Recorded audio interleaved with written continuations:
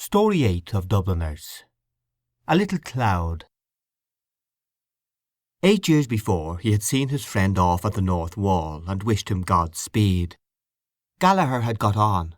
You could tell that at once by his travelled air, his well-cut tweed suit, and fearless accent. Few fellows had talents like his, and fewer still could remain unspoiled by such success. Gallagher's heart was in the right place, and he had deserved to win. It was something to have a friend like that. Little Chandler's thoughts ever since lunchtime had been of his meeting with Gallagher, of Gallagher's invitation, and of the great city, London, where Gallagher lived. He was called Little Chandler because, though he was but slightly under the average stature, he gave one the idea of being a little man. His hands were white and small, his frame was fragile, his voice was quiet, and his manners were refined. He took the greatest care of his fair silken hair and moustache, and used perfume discreetly on his handkerchief. The half-moons of his nails were perfect, and when he smiled you caught a glimpse of a row of childish white teeth. As he sat at his desk in the King's Inns, he thought what changes those 8 years had brought. The friend whom he had known under a shabby and necessitous guise had become a brilliant figure on the London press. He turned often from his tiresome writing to gaze out of the office window. The glow of a late autumn sunset covered the grass plots and walks. It cast a shower of kindly golden dust on the untidy nurses and decrepit old men who drowsed on the benches. It flickered upon all the moving figures, on the children who ran screaming along the gravel paths, and on everyone who passed through the gardens. He watched the scene and thought of life. And, as always happened when he thought of life, he became sad. A gentle melancholy took possession of him. He felt how useless it was to struggle against fortune, this being the burden of wisdom which the ages had bequeathed to him. He remembered the books of poetry upon his shelves at home. He had bought them in his bachelor days, and many an evening, as he sat in the little room off the hall, he had been tempted to take one down from the bookshelf and read out something to his wife. But shyness had always held him back, and so the books had remained on their shelves. At times he repeated lines to himself, and this consoled him. When his hour had struck, he stood up and took leave of his desk and of his fellow clerks punctiliously. He emerged from under the feudal arch of the King's Inns, a neat, modest figure, and walked swiftly down Henrietta Street. The golden sunset was waning, and the air had grown sharp. A horde of grimy children populated the street.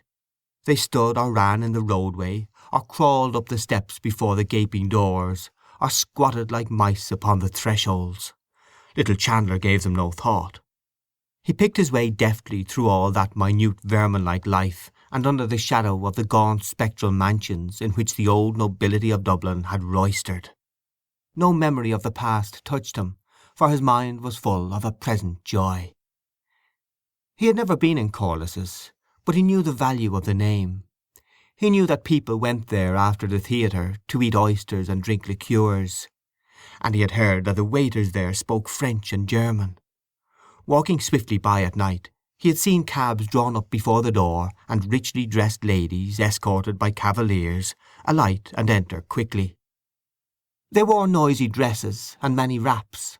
Their faces were powdered, and they caught up their dresses when they touched earth, like alarmed Atalantis. He had always passed without turning his head to look. It was his habit to walk swiftly in the street, even by day, and whenever he found himself in the city late at night, he hurried on his way apprehensively and excitedly. Sometimes, however, he courted the causes of his fear. He chose the darkest and narrowest streets, and, as he walked boldly forward, the silence that was spread about his footsteps troubled him, the wandering silent figures troubled him, and at times a sound of low fugitive laughter made him tremble like a leaf. He turned to the right towards Capel Street. Ignatius Gallagher on the London press. Who would have thought it possible 8 years before? Still, now that he reviewed the past, little Chandler could remember many signs of future greatness in his friend. People used to say that Ignatius Gallagher was wild. Of course he did mix with a rakish set of fellows at that time. drank freely and borrowed money on all sides. In the end he had got mixed up in some shady affair, some money transaction. At least that was one version of his flight. But nobody denied him talent. There was always a certain something in Ignatius Gallagher that impressed you in spite of yourself. Even when he was out at elbows and at his wits' end for money, he kept up a bold face. Little Chandler remembered, and the remembrance brought a slight flush of pride to his cheek, one of Ignatius Gallagher's sayings when he was in a tight corner. "Half time now, boys," he used to say light-heartedly. "Where's my considering cap?" That was Ignatius Gallagher all out, and damn it, you couldn't but admire him for it. Little Chandler quickened his pace. For the first time in his life he felt himself superior to the people he passed. For the first time his soul revolted against the dull inelegance of Capel Street. There was no doubt about it. If you wanted to succeed, you had to go away. You could do nothing in Dublin. As he crossed Grattan Bridge, he looked down the river towards the lower quays, and pitied the poor stunted houses. They seemed to him a band of tramps, huddled together along the river banks, their old coats covered with dust and soot, stupefied by the panorama of sunset, and waiting for the first chill of night bid them arise, shake themselves, and be gone. He wondered whether he could write a poem to express his idea. Perhaps Gallagher might be able to get it into some London paper for him. Could he write something original? He was not sure what idea he wished to express, but the thought that a poetic moment had touched him took life within him like an infant hope. He stepped onward bravely. Every step brought him nearer to London, farther from his own sober, inartistic life. A light began to tremble on the horizon of his mind. He was not so old, 32. His temperament might be said to be just at the point of maturity. There were so many different moods and impressions that he wished to express in verse. He felt them within him. He tried to weigh his soul to see if it was a poet's soul. Melancholy was the dominant note of his temperament, he thought, but it was a melancholy tempered by recurrences of faith and resignation and simple joy. If he could give expression to it in a book of poems, perhaps men would listen. He would never be popular, he saw that. He could not sway the crowd, but he might appeal to a little circle of kindred minds. The English critics, perhaps, would recognize him as one of the Celtic school by reason of the melancholy tone of his poems. Besides that, he would put in allusions. He began to invent sentences and phrases from the notice which his book would get. "Mr. Chandler has the gift of easy and graceful verse. Wistful sadness pervades these poems. The Celtic note. It was a pity his name was not more Irish-looking. Perhaps it would be better to insert his mother's name before the surname. Thomas Malone Chandler, or better still, T. Malone Chandler." He would speak to Gallagher about it. He pursued his reverie so ardently that he passed his street and had to turn back.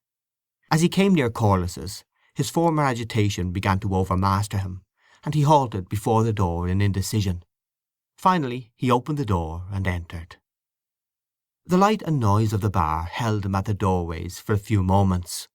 He looked about him, but his sight was confused by the shining of many red and green wine-glasses.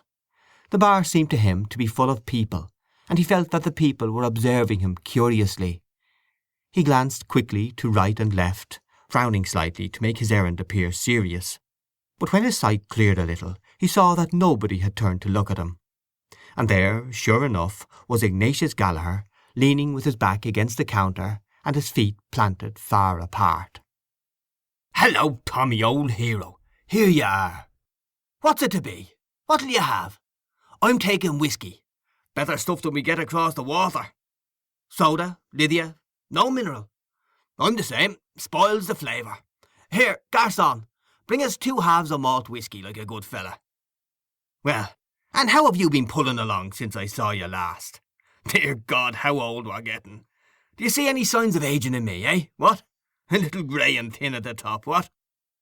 Ignatius Gallagher took off his hat and displayed a large, closely cropped head. His face was heavy, pale and clean-shaven. His eyes, which were of bluish slate colour, relieved his unhealthy pallor and shone out plainly above the vivid orange tie he wore. Between these rival features His lips appeared very long and shapeless and colourless. He bent his head and felt with two sympathetic fingers the thin hair at the crown. Little Chandler shook his head as a denial. Ignatius Gallaher put on his hat again. "It pulled you down," he said. "Press life. Always hurry and scurry looking for a copy and sometimes not finding it. And then always have something new in your stuff. Damn proofs and printers, I say, for a few days. I'm deuced glad I can tell you to get back to the old country. Does a fella good, a bit of a holiday? I feel a ton better since I landed again in dear dirty Dublin. Here you are, Tommy. Water. Say when." Little Chandler allowed his whisky to be very much diluted. "You don't know what's good for you, my boy," said Ignatius Gallaher. "I drink mine neat." "I drink very little as a rule," said Little Chandler modestly. "An odd half one or so when I meet any of the old crowd, that's all." "Ah, well," said Ignatius Gallaher cheerfully. "Here's to us, and to old times and old acquaintance." They clinked glasses and drank the toast. "I met some of the old gang today," said Ignatius Gallaher. "O'Hara seems to be in a bad way. What's he doing?" "Nothing," said Little Chandler. "He's gone to the dogs." "But Hogan has a good sit, hasn't he?" "Yes, he's in the Land Commission." "I met him one night in London, and he seemed to be very flush. Poor O'Hara. Booze, I suppose." "Other things too," said Little Chandler shortly. Ignatius Gallaher laughed. "Tommy," he said, "I see you haven't changed an atom. You're the very same serious person that used to lecture me on Sunday mornings when I had a sore head and a fur on me tongue. You'd want to knock about a bit in the world. Have you ever been anywhere, even for a trip?" "I've been to the Isle of Man," said Little Chandler. Ignatius Gallaher laughed. "The Isle of Man," he said. "Go to London or Paris. Paris for choice. It'd do you good." "Have you seen Paris?" "I should think I have.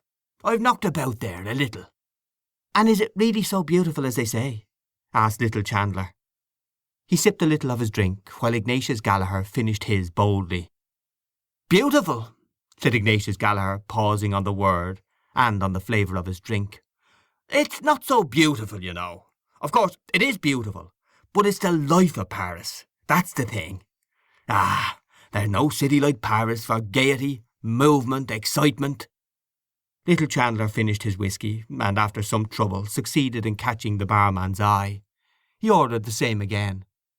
"I've been to the Moulin Rouge," Ignatius Gallaher continued when the barman had removed their glasses, "and I've been to all the Bohemian cafes.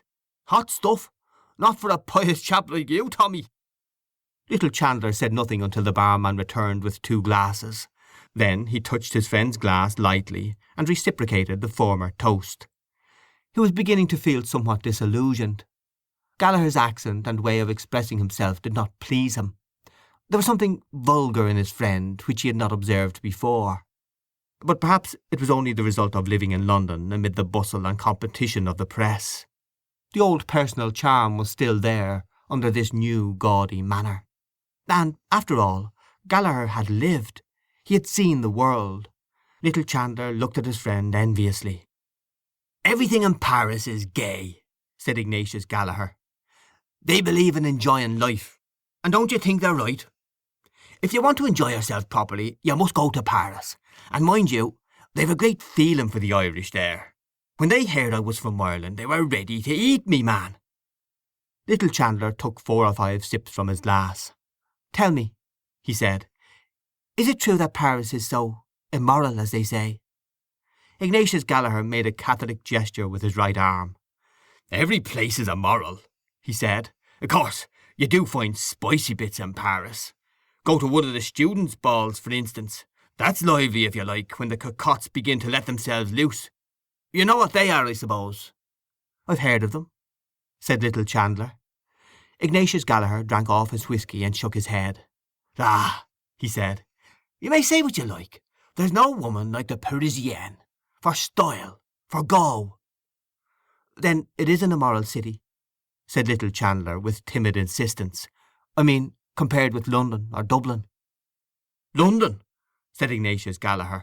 "It's 6 of one and half a dozen of the other. You ask Hogan, my boy. I showed him a bit about London when he was over there. He'd open your eye. I say, Tommy, don't make punch of that whisky. Lick her up." "No, really." "Oh, come on, another one won't do you any harm. What is it? The same again, I suppose." "Well, all right." "Francois, the same again. Will you smoke, Tommy?"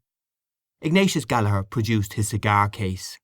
The two friends lit their cigars and puffed at them in silence until their drinks were served. "I'll tell you my opinion," said Ignatius Gallaher, emerging after some time from the clouds of smoke in which he had taken refuge. "It's a rum world. Talk of immorality. I've heard of cases. What I was saying, I've known them. Cases of immorality." Ignatius Gallaher puffed thoughtfully at a cigar, and then, in a calm historian's tone, he proceeded to sketch for his friends some pictures of the corruption which was rife abroad. He summarized the vices of many capitals, and seemed inclined to award the palm to Berlin. Some things he could not vouch for, his friends had told him, but of others he had had personal experience. He spared neither rank nor caste. He revealed many of the secrets of religious houses on the continent, and described some of the practices which were fashionable in high society, and ended by telling, with details, a story about an English duchess, a story which he knew to be true. Little Chandler was astonished. "Ah, well," said Ignatius Gallaher, "here we are in old jog-along Dublin, where nothing is known of such things." "How dull you must find it," said little Chandler, "after all the other places you've seen." "Well," said Ignatius Gallaher, "it's a relaxation to come over here, you know. And after all, it's the old country, as they say, isn't it? You can't help having a certain feeling for it. That's human nature. But tell me something about yourself. Hogan told me you had tasted the joys of connubial bliss. 2 years ago, wasn't it?" Little Chandler blushed and smiled. "Yes," he said. "I was married last May 12 months." "I hope it's not too late in the day to offer my best wishes," said Ignatius Gallaher. "I didn't know your address, or I'd have done so at the time." He extended his hand, which little Chandler took. "Well, Tommy," he said, "I wish you and yours every joy in life, old chap, and tons of money, and may you never die till I shoot you. And that's the wish of a sincere friend, an old friend. You know that." "I know that," said little Chandler. "Any youngsters?" said Ignatius Gallaher. Little Chandler blushed again. "We have one child," he said. "Son or daughter?" "A little boy." Ignatius Gallaher slapped his friend sonorously on the back. "Bravo!" he said. "I wouldn't doubt you, Tommy." Little Chandler smiled, looked confusedly at his glass, and bit his lower lip with 3 childishly white front teeth. "I hope you'll spend an evening with us," he said, "before you go back. My wife will be delighted to meet you. We can have a little music and—" "Thanks awfully, old chap," said Ignatius Gallaher. "I'm sorry we didn't meet earlier, but I must leave tomorrow night." "Tonight, perhaps?" "I'm awfully sorry, old man. You see, I'm over here with another fella. Clever young chap he is too, and we arranged to go to a little card party. Only for that." "Oh, in that case—" "But who knows," said Ignatius Gallaher considerately. "Next year I may take a little skip over here, now that I've broken the ice. It's only a pleasure deferred." "Very well," said little Chandler. "The next time you come we must have an evening together. That's agreed now, isn't it?" "Yes, that's agreed," said Ignatius Gallaher. "Next year, if I come, parole d'honneur." "And to clinch the bargain," said little Chandler, "we'll just have one more now." Ignatius Gallaher took out a large gold watch and looked at it. "Is it to be the last?" he said. "Because, you know, I have an AP." "Oh, yes, positively," said little Chandler. "Very well, then," said Ignatius Gallaher. "Let us have another one as a Juck on Durris. That's good vernacular for a small whisky, I believe." Little Chandler ordered the drinks. The blush which had risen to his face a few moments before was establishing itself. A trifle made him blush at any time, and now he felt warm and excited. 3 small whiskies had gone to his head, and Gallaher's strong cigar had confused his mind, for he was a delicate and abstinent person. The adventure of meeting Gallagher after 8 years, of finding himself with Gallagher in Corliss, surrounded by lights and noise, of listening to Gallagher's stories, and of sharing for a brief space Gallagher's vagrant and triumphant life, upset the equipoise of his sensitive nature. He felt acutely the contrast between his own life and his friend's, and it seemed to him unjust. Gallagher was his inferior in birth and education. He was sure that he could do something better than his friend had ever done, or could ever do, something higher than mere tawdry journalism, if he only got the chance. What was it that stood in his way? His unfortunate timidity. He wished to vindicate himself in some way, to assert his manhood. He saw behind Gallagher's refusal of his invitation. Gallagher was only patronizing him by his friendliness, just as he was patronizing Ireland by his visit. The barman brought their drinks. Little Chandler pushed one glass towards his friend, and took up the other boldly. "Who knows," he said, as they lifted their glasses. "When you come next year, I may have the pleasure of wishing long life and happiness to Mr. and Mrs. Ignatius Gallagher." Ignatius Gallagher, in the act of drinking, closed one eye expressively over the rim of his glass. When he had drunk, he smacked his lips decisively, set down his glass, and said, "No bloomin' fear of that, me boy. I'm going to have my fling first, and see a bit of life and the world before I put my head in the sack, if I ever do." "Some day you will," said little Chandler calmly. Ignatius Gallagher turned his orange tie and slate blue eyes full upon his friend. "You think so?" he said. "You'll put your head in the sack," repeated little Chandler stoutly. "Like everyone else, if you can find the girl." He had slightly emphasized his tone, and he was aware that he had betrayed himself. But, though the colour had heightened in his cheek, he did not flinch from his friend's gaze. Ignatius Gallagher watched him for a few moments, and then said, "If ever it occurs, you may bet your bottom dollar there'll be no mooning and spooning about it. I mean to marry money. She'll have a good fat account at the bank, or she won't do for me." Little Chandler shook his head. "Why, man alive," said Ignatius Gallagher vehemently, "do you know what it is? I've only to say the word, and tomorrow I can have the woman and the cash. You don't believe it? Well, I know it. There are hundreds, what am I saying, thousands of rich Germans and Jews rotten with money, that'd only be too glad. You wait a while, me boy. See if I don't play my cards properly. When I go about a thing, I mean business. I tell you, you just wait." He tossed his glass to his mouth, finished his drink, and laughed loudly. Then he looked thoughtfully before him and said in a calmer tone, "But I'm in no hurry. They can wait. I don't fancy tying myself up to one woman, you know."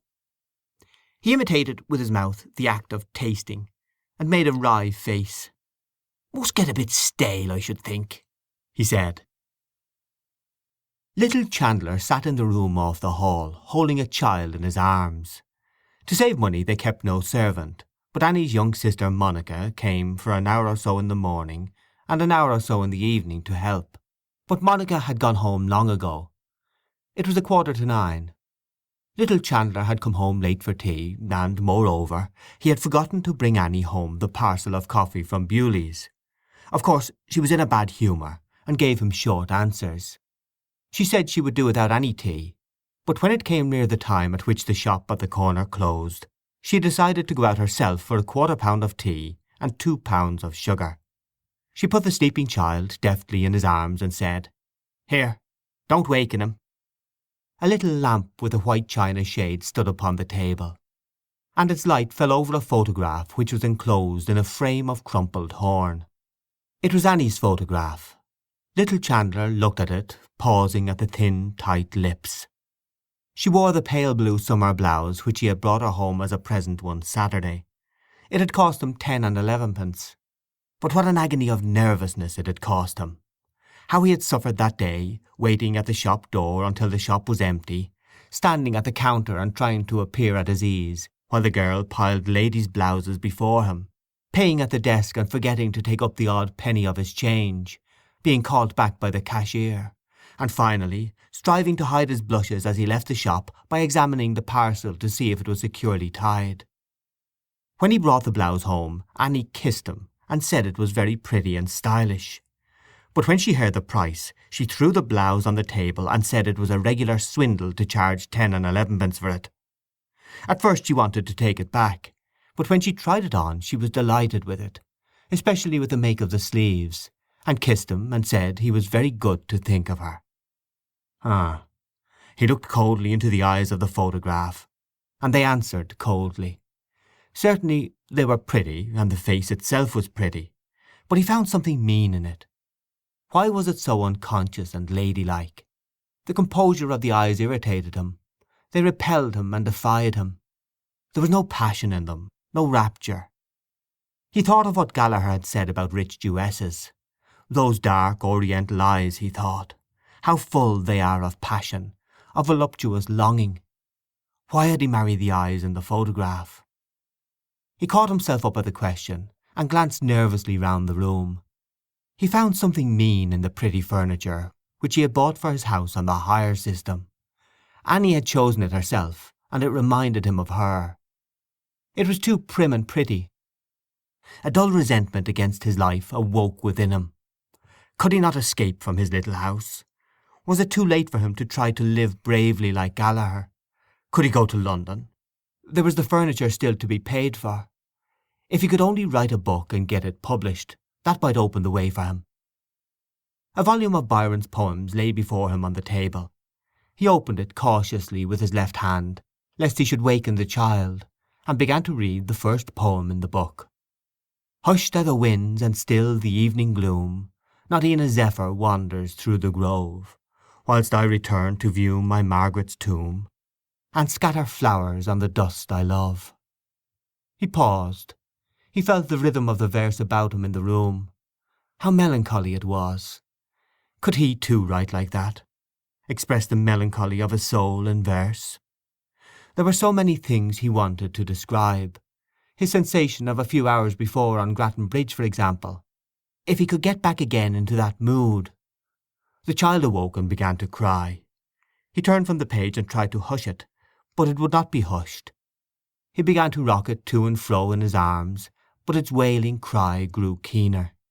He rocked it faster while his eyes began to read the second stanza. Within this narrow cell reclines her clay, that clay where once— It was useless. He couldn't read. He couldn't do anything. The wailing of the child pierced the drum of his ear. It was useless, useless. He was a prisoner for life. His arms trembled with anger, and suddenly bending to the child's face he shouted, "Stop!" The child stopped for an instant, had a spasm of fright, and began to scream. He jumped up from his chair and walked hastily up and down the room with the child in his arms. It began to sob piteously, losing its breath for 4 or 5 seconds, and then bursting out anew. The thin walls of the room echoed the sound. He tried to soothe it, but it sobbed more convulsively. He looked at the contracted and quivering face of the child, and began to be alarmed. He counted 7 sobs without a break between them, and caught the child to his breast in fright. If it died— The door was burst open, and a young woman ran in panting. "What is it? What is it?" she cried. The child, hearing its mother's voice, broke out into a paroxysm of sobbing. "It's nothing, Annie. It's nothing. He began to cry." She flung her parcels on the floor and snatched the child from him. "What have you done to him?" she cried, glaring into his face. Little Chandler sustained for one moment the gaze of her eyes, and his heart closed together as they met the hatred in them. He began to stammer. It's nothing. He began to cry. I didn't do anything. What?" Giving no heed to him, she began to walk up and down the room, clasping the child tightly in her arms and murmuring, "My little man, my little Manny, was oo frightened, love? There now, love, there now. Lamb o' bawn, mamma's little lamb of the world, there now."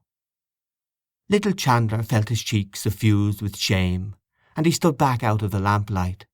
He listened while the paroxysm of the child's sobbing grew less and less, and tears of remorse started to his eyes. End of Story 8. A Little Cloud.